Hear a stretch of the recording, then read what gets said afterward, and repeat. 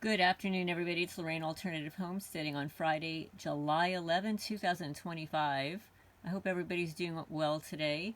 I had a couple of comments that I wanted to read on the last video, but before I get into that, please remember to hit the thumbs up. It helps the channel grow, get the message out there, and welcome newcomers. My name is Lorraine. I moved from 52 Sutton Drive, Manalapan, New Jersey, a home I lived in for 30 years as the original owner. Renovated it top to bottom after my divorce, knowing that I was going to resell it at some point in the future and move out of state, which was my original plan. However, I became heavily targeted there. Real estate property mobbing. And for those people who don't understand what that is, if you do not own a home, own property or lands, you would not necessarily be experiencing real estate property mobbing. It's a very intense form of targeting. It's to control your assets, undermine your financial stability, literally steal your property out from under you, whether it's all in its entirety or to reduce the value. There is also a lot of scare tactics involved. Hopefully that the person will abandon their property and leave so that somebody could just come and swoop it up and take it over. But most people don't do that. Most people, because after years of the targeting of slander campaign to real estate agents, vandalizing the property, they're going to hope that you sell it at dirt cheap so that they can swoop in and have one of their best buddies or one of whomever they want to own that property, or to flip the property, knowing that it's a valuable property, wanting to flip it and sell it to, somebody who is going to renovate it, come in and redo something with the land, etc., etc. That was happening to me at 52 Sutton Drive, Manalapan, New Jersey. I incurred more than $300,000 in property damage, $4,000 cash stolen, clothing stolen, books vandalized, my pets deleted. We'll leave it at that. So this is a really disgusting program with your tax dollars. It's funded with your tax dollars under the guise of quote-unquote national security. And guess who started all this? Well, the FBI, my favorite, unfavored Bureau of Instigation, because that's what they do. They instigate trouble by hiring people, doling out to InfraGard, the fusion centers, your fusion center operatives. They go into neighborhoods and create a dossier, a fake dossier, because that you've been under surveillance for years prior. They've broken into your house. They've stolen your trash. They want to know what cosmetics you use, what you eat, who your friends are, what your hobbies are, what your interests are, so they can fuse it all together and then twist it, concoct it into a false narrative. Lies of omission.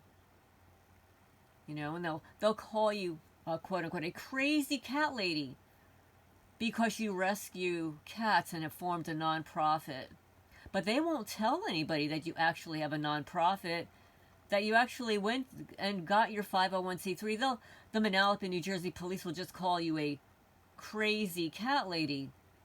How would they even know that I had that many cats unless they were watching me, right? So that's what they do. Then, of course, it follows you wherever you go. I'm in Jackson County, Kentucky now, a home I lived in now for 6 years.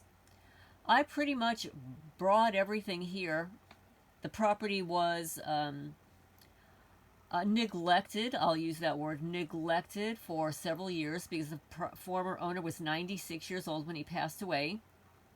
And he passed away not from, natural causes. He passed away from pneumonia in the month of July.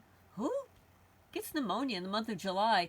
Unless, of course, criminals are coming into your home and infecting it with black mold, which is basically what they did.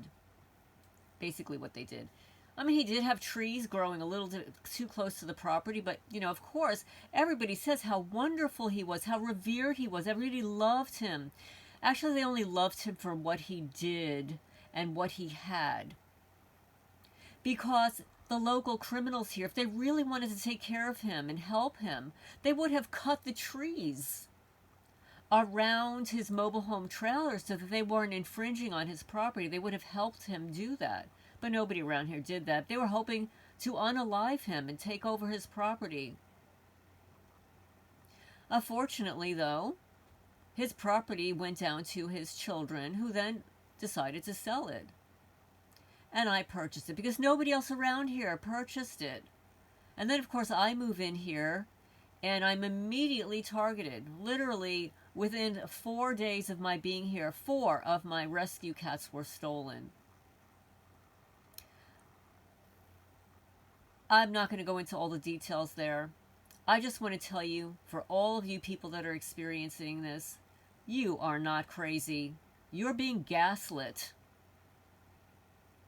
Back in the day, it was called MK Ultra and COINTELPRO. Human experimentation has been performed on the public without their permission, without their knowledge, for decades and decades and decades. It used to be that it was mostly on the prison population. It used to be that it was mostly in orphanages. It would be in mental health facilities. It would be on combat veterans, on the military. But no, they decided, you know what? We need to go out to the general population too, because our experiments, we need to have these control groups. We need to have different kinds of control groups, and we could really profit off of this. Because as we're going into people's houses and doing this to them in the privacy of their own home, rather than on the battlefield, rather than inside of a prison, rather than inside of a mental facility, rather than inside a hospital, we can make a lot more money by bringing it into somebody's private home, and then we could label them crazy for speaking about it. Even though you have led a very normal life, that you're educated, no crime record, innocent people, peaceful people, educated people. In fact, whistleblower, private detective, contractor, Brian Coffrin stated that most of the targeted people have a very high intellect. And of course, they needed those people after 9/11 to investigate, to instigate, to experiment on those of high intelligence for their neuroscience programs that were proliferating back then. They weren't going to do it with the crazy people that are targeting you. They've got a whole nother program for those little losers. But no, they were going after people with a high intellect because they wanted to map your brain through your DNA, which is why they go through your trash. They'll steal hair from your hairbrush. Anything that you drink from that has your DNA on it. Your clothing, because you perspire. They'll take your clothing. Anything that you touch in your home, your books. These losers, these black ops, with your tax dollars, will invade your privacy, go onto your property, and they'll literally live on your property, live on your land, live next door to you, and target you for profit. They'll co-opt your neighbors.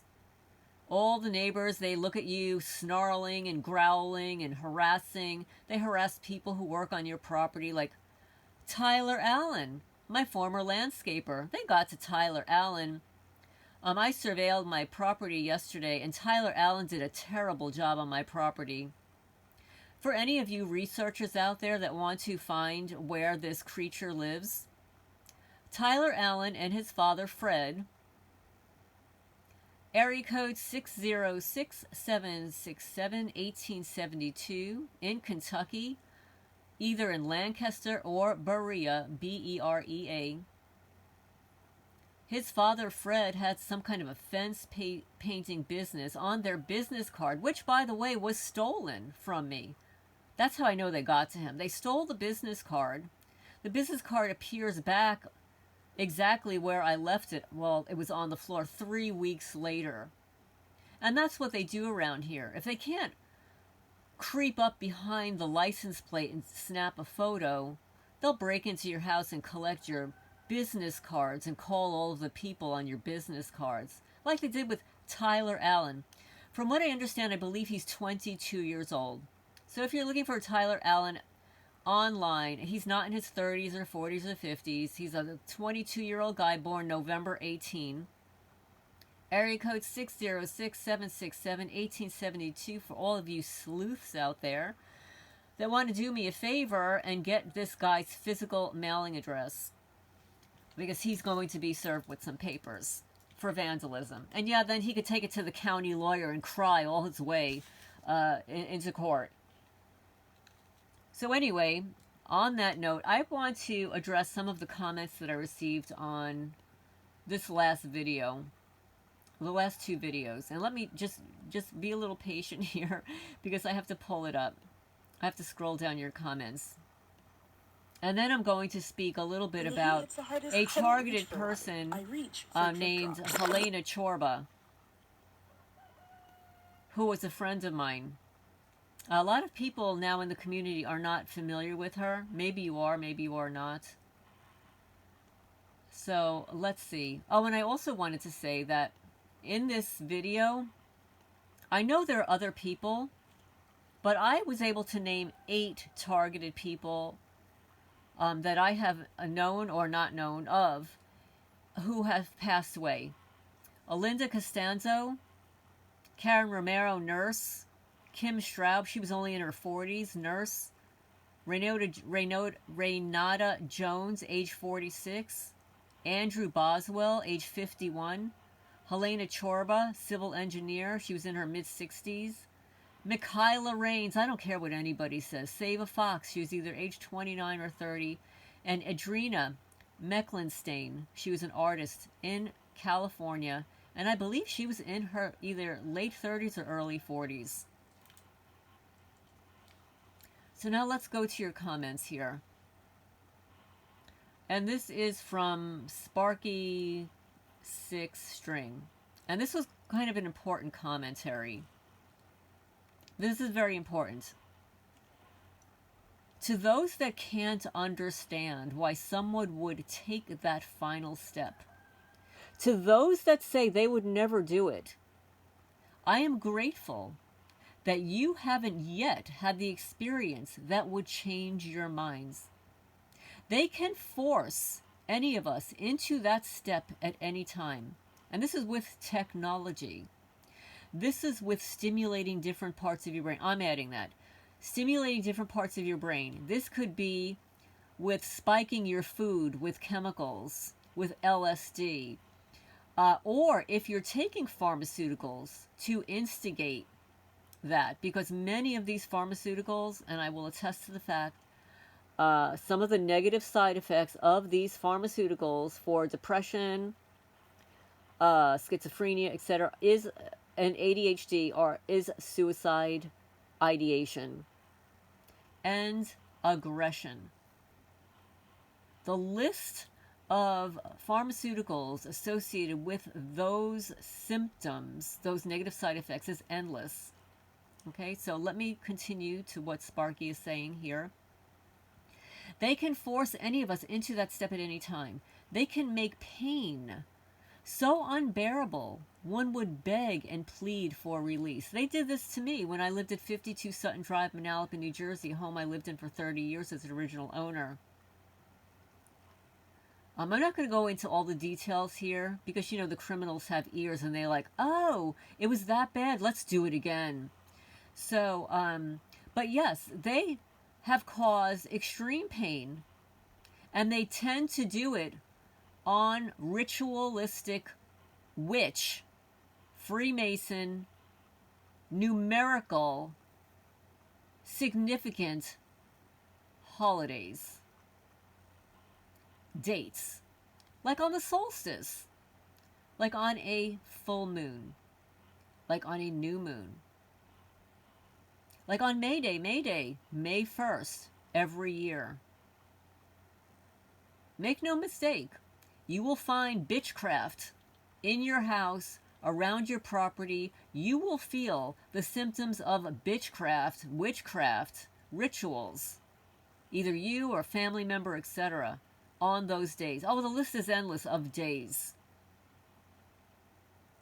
He says, I'm sorry that I seem to be the only one in possession of this knowledge, which is both good and bad, but I'm telling you, I understand what you're saying. And obviously, as a psychologist who have studied personality disorders, schizophrenia, depression, ADHD, literally for decades, the word suicide, the people that genuinely do it without being instigated, where it is their own idea, without the outside influence of pharmaceuticals, directed energy weapons, the controllers, is slim to none.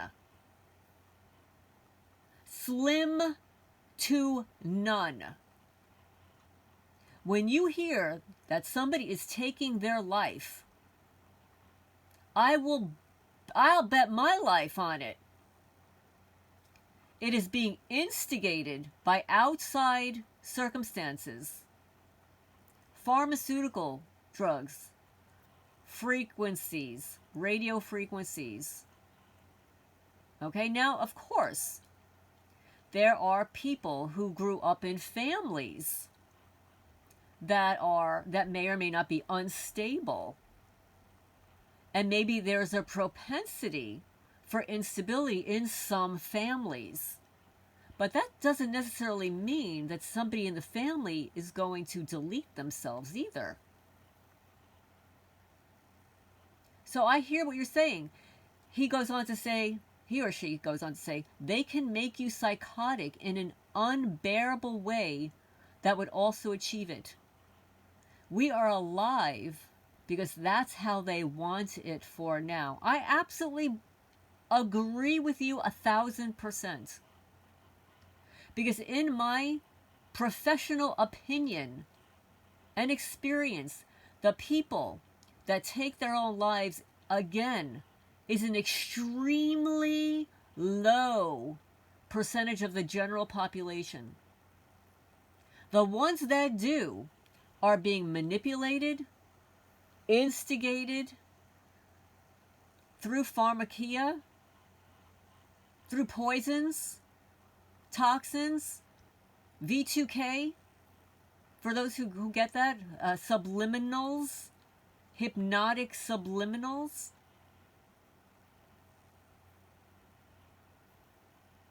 And the other people, when this is happening, when you hear about it in the news, that this person, sort of like Mikayla Reigns, suddenly she's got these cyber stalkers, suddenly her behavior is a little bit different. This is a targeted woman. She's targeted. Anybody that couldn't see that is living under a rock. Just like there are thousands of YouTube creators that are targeted that don't know they are. As a targeted person, we have different eyes to see. It's so obvious once you know what's going on. So obvious. So I absolutely agree with you when you say that those that can't understand why somebody would take that final step, they're not doing it because they want to. They're doing it because they're instigated to do it. Okay? It is not a conspiracy theory. It's a conspiracy fact that there are outside controllers using technology and pharmacia and food and subliminals that are doing it. So the only reason they're taking that final step is because they are being deleted by someone else. It's called homicide. Okay? It's not suicide. It's called homicide. So I disagree with you on that one point. Just the way all these losers that live around you, that are harassing you and targeting you, can cause you to be agitated. Nobody deserves to be harassed, tormented 24/7. It's not a natural state of being for most people. So when that does happen, because we're now all the experimentees, we're all being experimented on. They want to see, how are you going to respond? How are you going to respond when we only allow you 3 to 4 hours of sleep? How are you going to respond when we kill 32 of your rescue cats? How are you going to respond when we keep dumping animals and then go against every landscaper that you've had, and then call the vet and tell her to not take an appointment from you, so that you're stuck with all these cats that keep having kittens? How are you going to react? These people, what they're doing to you and I, this is a narcissistic abuse. And I will tell you as a fact, I did not grow up in a home like this. I did not grow up with abusive family. My mother and my father were not abusive towards me. They were hard workers and they cared about their kids. As an adult, when I started seeing all that's going on in the world, I thank my lucky stars my parents were not like that. And I hear from other people that say, oh, well, I grew up in a home like X and Y. I didn't grow up in a home like that. So the fact that I'm targeted by psychopaths who think it's okay is not okay for me. And I'll say it again, because if anything happens to me, it's not my own doing. Okay? 1, I don't smoke, drink, do drugs, cannabis. I don't eat, to the best of my knowledge, genetically modified foods. I don't drink soda. I don't eat meat. I cook my own food. I eat mostly organic food. I am being poisoned. Chemicals inside my house, stink bombs. I should take you a tour of my grass, what they've done. Glyphosate. And yes, I can determine between whether or not it's glyphosate or something else now. The glyphosate leaves a pinkish, reddish tint to it. And that's what they've done to my outer field just recently. And yes, I have drones over my property. I have badass neighbors. I don't say that they're badass, they're losers. They snarl, they gaslight you. They're evil, they're predators, they're predatory. And I don't really care how they grew up. Everybody has a chance in this lifetime to work on themselves, work through their pain, work through their history, want to be better people, leave the community that you grew up in, like I did.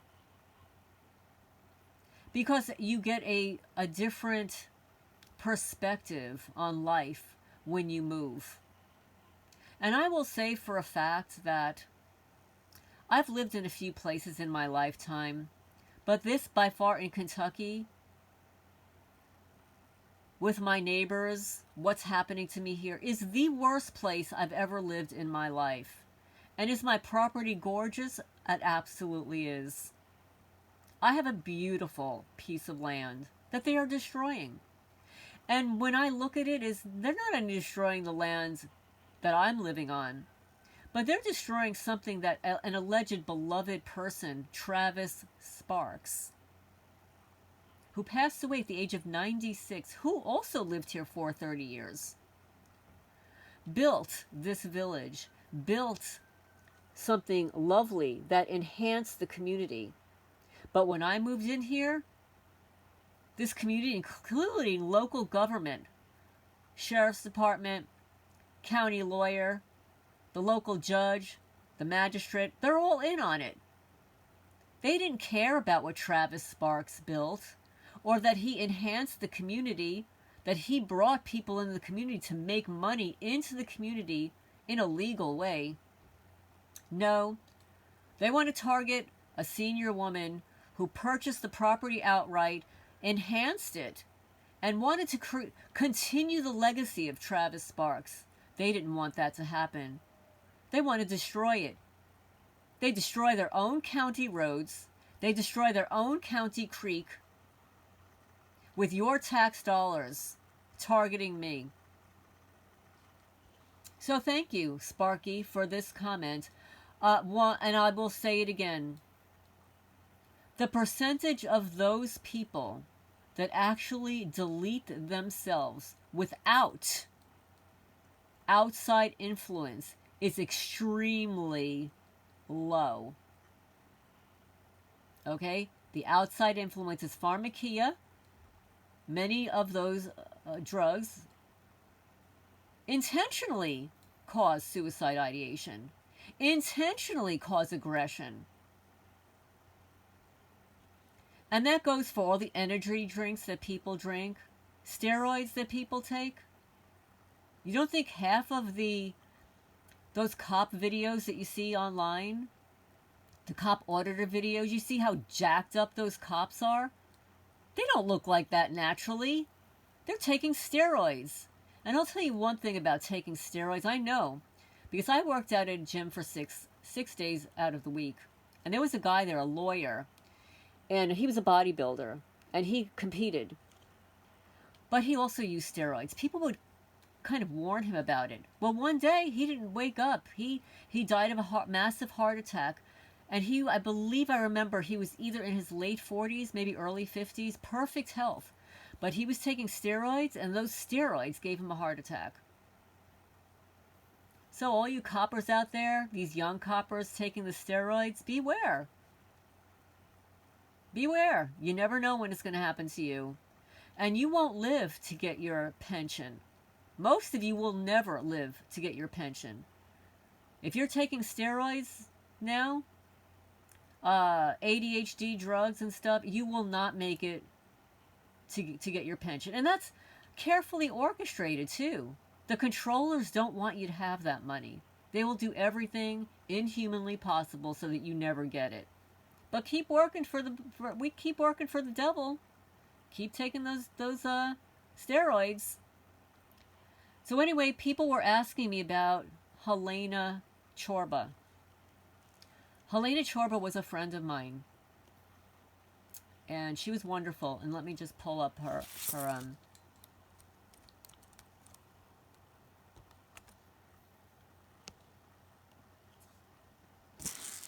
this is Helena.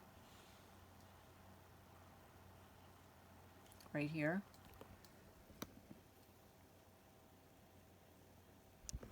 She lived in Pennsylvania. Helena is the person that Karen Stewart mentioned in an interview about how sometimes people get targeted.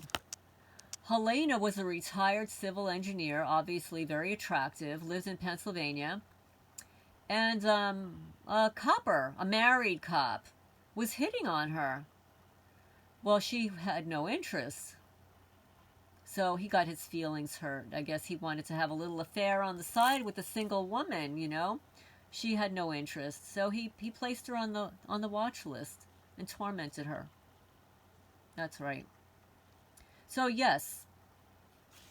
So far, I know between 6 and 8 women who were either married to a police officer, dated one, or a military guy, and after the divorce or the breakup, got targeted. They're all in on it. Okay, so I have a remembrance ceremony in this video.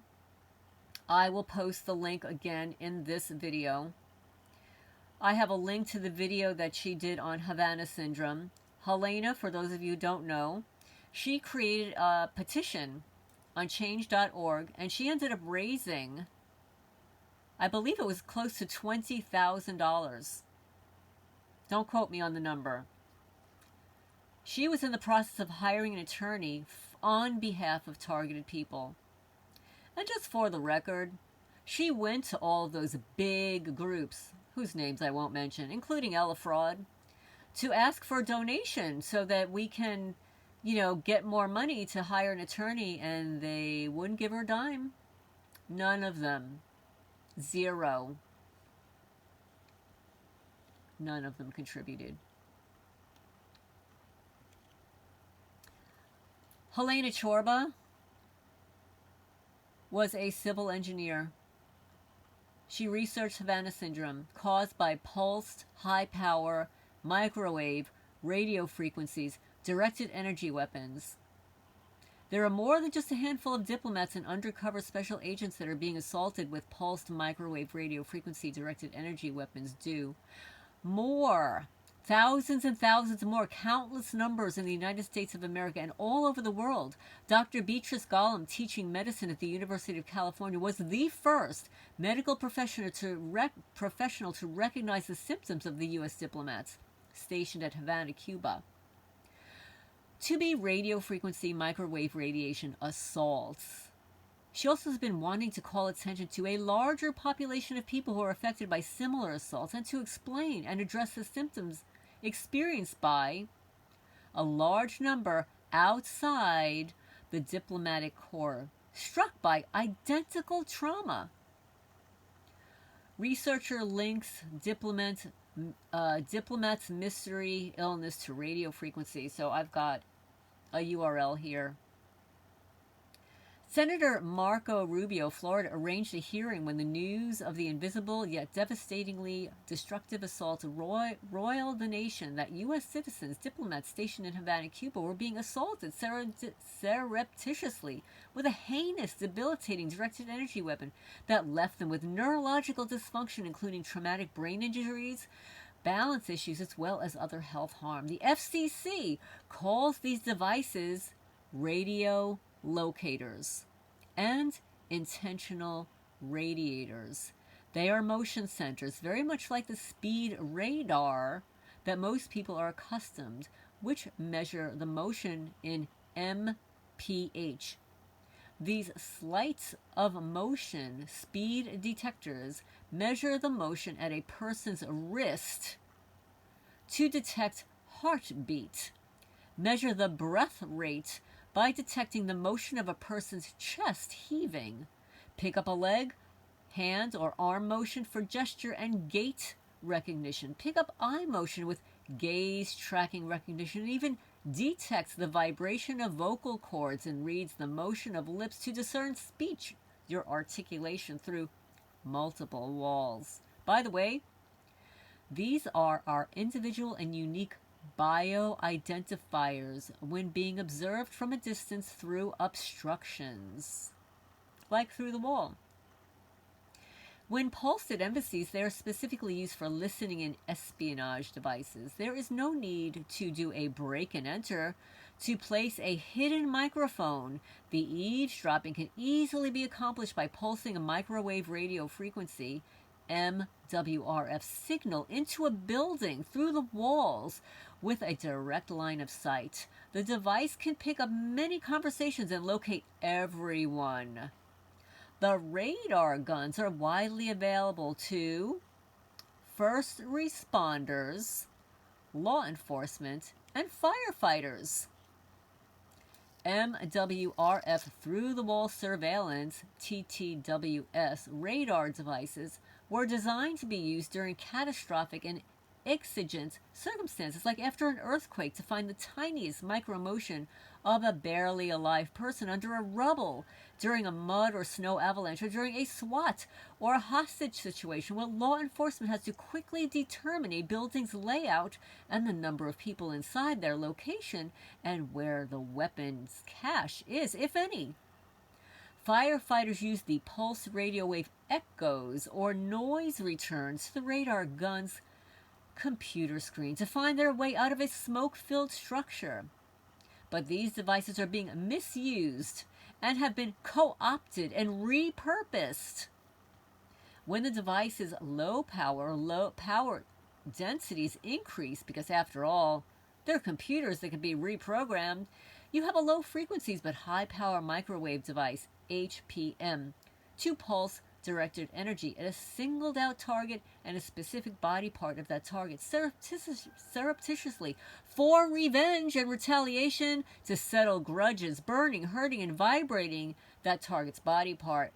This seems to have developed into a virtual reality belly laugh pastime. It's crazy making. The ACLU recognizes that TTWS, which is through the wall radar surveillance devices are being rampantly used and abused by law enforcement, and have asked everybody involved and help to create laws and oversight. The definition of the acronym RADAR is radio detection and ranging plus radio direction and ranging, so the devices can locate people and lock onto them and track them. The dielectric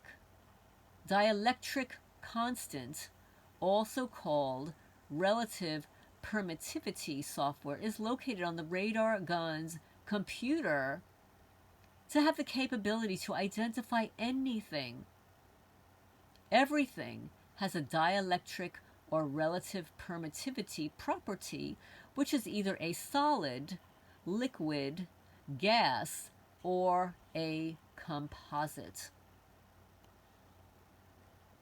So now there's a lot more to that. Rather than go on to this, I just wanted to mention one other thing about Helena. I'm going to pull it up here because people were curious about Helena. And this is rather long, and I will post a link to the video that I already did on Helena. Helena lived at 2 Robertson Place in Pittsburgh, Pennsylvania. She was born August 24, 1949. At that time that she wrote this statement, she was 71 years old. She was unalived March of 2022. Helena is a refugee from communist Hungary. When she was 7.5 years old during the 1956 revolution, her mother, her younger sister, and I escaped from behind the Iron Curtain during a brief 3-day period when communist rule was temporarily quashed and held at bay. My father, who had been a political prisoner for being a freedom fighter, escaped and had already made his way out of the country. He sent a message through Radio Free Europe to let my mother know of his plans and for us to join him. After the 3-day holdout, Russian tanks rolled in with young 24-year-old Mikhail Gorbachev as the commander. A Red Cross plane brought us from Vienna, Austria, to the United States of America. There was an emergency landing in Greenland when one of the plane's engines failed. We were treated to fresh clothing and dry socks. On the airplane, I got sick, and someone offered me a piece of chewing gum to settle my stomach. This was her first chewing gum. After landing in Newark, New Jersey, we were settled into a tent refugee camp. We checked the daily refugee logs for my father's name, and after weeks, we found him. Whereas my father was a landowner in Hungary, here in the United States, we were placed with a sheep farmer in West Virginia as a labor help. All 4 of us lived in a 1-room attic of the farmer's house. We were very malnourished, so my father decided to go to Pittsburgh, Pennsylvania by bus. There he located the Hungarian St. Anne's Church and asked the priest to help him find a better job. The priest took him to Azor Express, a trucking company where my father worked loading trucks until his retirement. This is what people did back in the day. They worked their butts off. Like my mother and like my father, not like my neighbors here. My neighbors sit around on their big fat asses, collecting government paychecks for targeting innocent people for profit. She goes on to say, my parents saved enough money to buy a 32-acre farm in West Sunbury, Pennsylvania, and we moved out of Hazelwood Projects. As the firstborn, I learned to plow, disc the fields, and drove a 100-horsepower Alice Chalmers tractor while my dad drove an hour and a half each way daily to Pittsburgh to work. I was an honor student at Montauk High School, but I dropped out at the end of my 10th grade as I had to run away from home when I was 15 years old to escape my father's abuse. At 17, I got my GED and went to Allegheny County Community College to earn my 2-year engineering degree. I was the only female in my class and was an honors student, a high honors student. I was able to transfer those credits to the University of Pittsburgh and graduate with a Bachelor of Science in Civil Engineering. Again, I was a high honors student, was given the Chi Epsilon accolade. I worked for the Army Corps of Engineers as a co-op student while in college. After I graduated, I was hired by Parsons Brickeroff as one of the engineers overseeing PennDOT's construction of a 13.5-mile limited access highway project from downtown Pittsburgh over the Allegheny River through North Hills. When that project near completed, I was offered a job brokering natural gas to large manufacturing industries, delivering gas to behind local distribution companies. My territory was east of the Mississippi. Then I saw an opportunity to purchase an old school building with 24 acres in Parker City, Pennsylvania. I subdivided the property and designed and built an 86-bed personal care home with an $850,000 SBA business loan. This is Helena Csorba. After construction with the coursework, earning an administrator certificate, I became the administrator for Bear Creek Personal Care Home. Because of an unscrupulous partner, I lost the business without remuneration and declared bankruptcy, but he went to jail. These are her special abilities. She says, I speak several languages. I love to cook healthy food from homegrown fruits and vegetables. I learned to can and preserve food from my mother, to butcher from my father. I am an excellent seamstress. I am an avid reader. I learned to sail, and I crewed for a racing team and often came in first place. In the Mojave Desert at the 29 Palms Marine Corps Base, where my ex-husband was stationed, I received a commendation for the best flower and vegetable garden.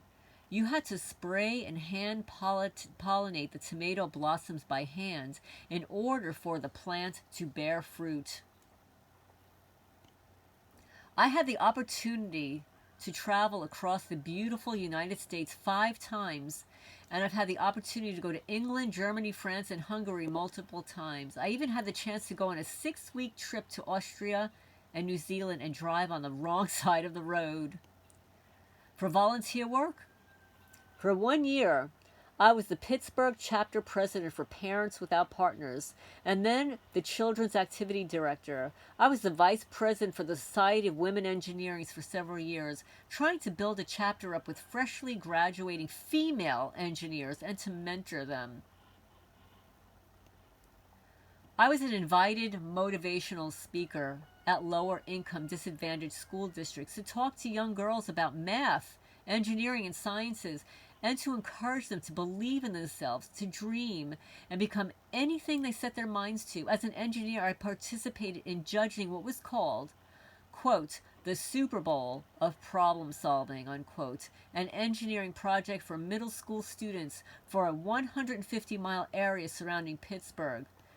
And this woman got targeted by a fucking cop that she rebuked because he was a little married piece of crap hitting on this woman. You think that this woman would be interested in a married cop? So then she gets placed on the watch list.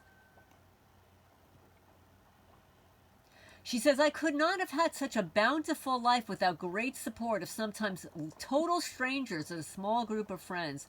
I'm eternally grateful for them. My life totally changed when I realized that for some reason I was being targeted. After researching symptoms and odd occurrences, I realized that someone was targeting me and using some sort of invasive, illegal frequencies and were hurting me. These assaults totally disrupted my life and my daily activities and my health.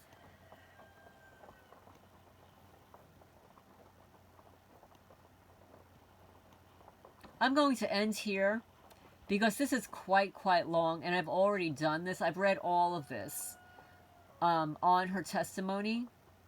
But I want everybody to know about Helena Csorba. That she came here from Hungary under the worst circumstances, and she picked herself up by the boots and graduated with high honors. She was a civil engineer. She created businesses. She performed volunteer work. She was a gardener. She was a farmer. And these are the kinds of women that are targeted by the United States of America. This is Lorraine Alternative Homesteading. Please leave a comment down below if you knew Helena. If you know women like Helena. And if anybody can find the address for Tyler Allen, the piece of crap landscaper that was co-opted by my neighbors and the county lawyer and Fusion Center operatives to destroy my property. I now have photos of what he's done, and I'm going to go after this guy. I need to find his address. I will be filing a complaint even without his address. But I would rather have his address because I need to send him information. So leave a comment down below.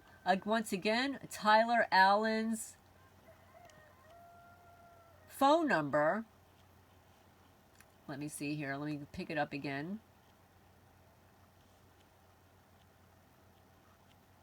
One second, boys and girls. It's on the video, July 2nd. They got to the landscaper Tyler, no show, no call. Landscaper Tyler Allen, 606-767-1872, or his father, Fred, 606-727-1205. And by the way, his father was here and looked at the damage caused to the side of my house, the underpinning that his weed eater did. And they were supposed to repair it, and they never did. They also created some ruts in the outer field that I photographed yesterday. There's huge parts of the property that were supposed to be cut that they didn't cut, including down the end of the county road where my neighbor's fence, or maybe my fence, borders my property. Has not been cut. So anybody who wants to do some research, wants to find an address for Tyler Allen, either lives in Berea or Lancaster, Kentucky. Thank you, everybody. Leave a comment down below. Signing off for now.